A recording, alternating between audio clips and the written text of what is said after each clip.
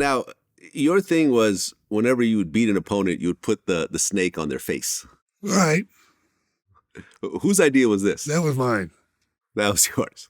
It was either put it in their face or shove it in their shorts. Okay, and this was a Burmese python that you Yeah. would use? Right, but you'd actually remove the venom. Well, they don't have venom. Oh, they don't have venom. Okay, No, sorry. they wrap around you and crush you or cut your oxygen off to your brain and you'll pass out and then they swallow you. Okay, was there ever a problem with the snake? Did any of the Oh, snakes God, actually try to... Okay, like what? He got around my neck one time in Indianapolis and choked me out during a match.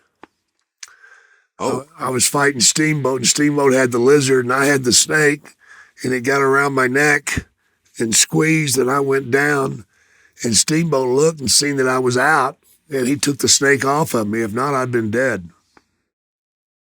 Wow. Yeah, it's pretty weird, man. I remembered that. Okay, so you're doing a lot of big matches, and that leads up to WrestleMania 3, Yeah, Silverdome. 1987. This was with Ravishing Rick Rude? No, that was 87 was the Honky Tonk Man. Uh-huh. I wrestled him in front of 94,000 people in Detroit. Rick Rude was the following year. I wrestled him in Atlantic City, which was another one of those instances where we planted a seed. I wrestled him there, and then a couple of years later, he would go out to ringside and grab my wife, and then I'd come kick his ass. And he had my wife's picture on his pants, Right. on the crotch, and I went down to ringside and ripped him off of him. Okay. All and sorts then of silly shit happening. Right. And then next year, you actually got into a feud with Andre the Giant. Yes, Okay. And how tall was Andre the Giant? 7'5". 7'5". So Yeah. he was taller than your dad. Oh yeah, taller.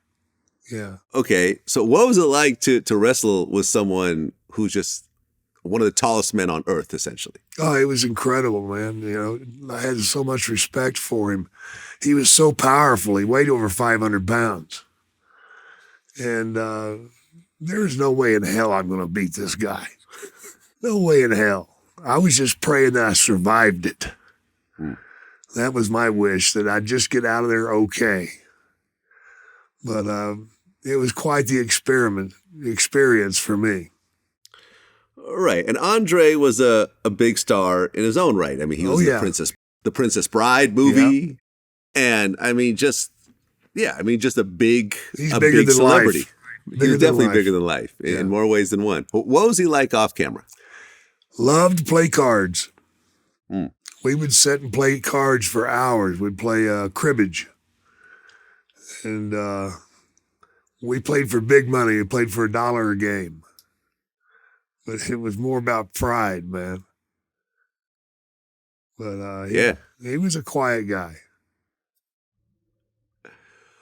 Okay. And then by 1991,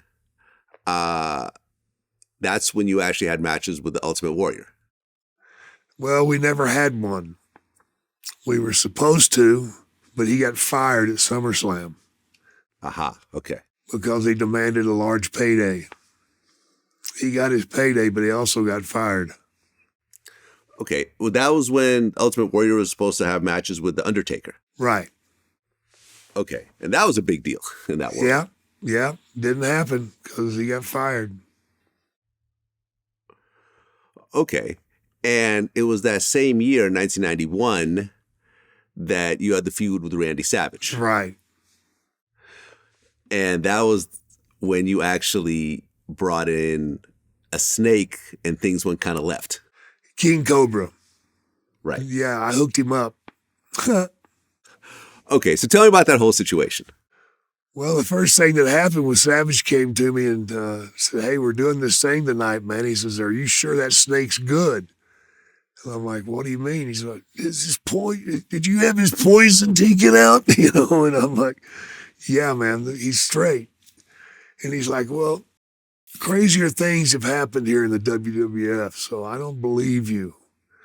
So he made me hook the snake up to myself, let the snake bite me first. And then afterwards, he was okay at biting him. So it bit him for quite a long time.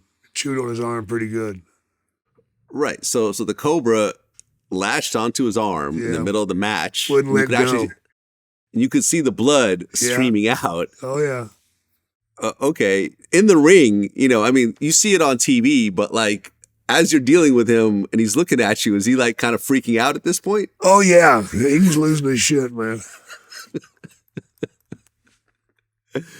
Okay. How did they finally get the snake off of him? I pried his mouth open. Uh-huh. Got it off of him. It was awesome. It was awesome, right. Well, and even though the snake wasn't supposed to have any venom, Randy Savage's arm like swelled up, right? Yeah, a little bit from the being chewed on and everything. He might have got a little bit of infection. Okay. And I guess the Cobra died a week later? No, it didn't. No, that's all bullshit. That was just part of the little story there. Yeah. Okay. And was it around that time that the WWF president, Jack Tooney, actually said no more snakes in the ring? Yeah, he said something like that, but it was just a teaser. Yeah. Was that the only time? Because you would bring in pythons that would wrap around you, but was that the first time you brought in a Cobra that would actually try to bite you? No, I brought it out in a few other matches, but it's the first time that I let it hook up on somebody. Okay. Did that happen again in future matches? Yeah, it happened to me. It bit me in the face. Damn. Okay, so that happened, and then the whole Randy Savage feud continued through 1992 into the Royal Rumble. What happened there?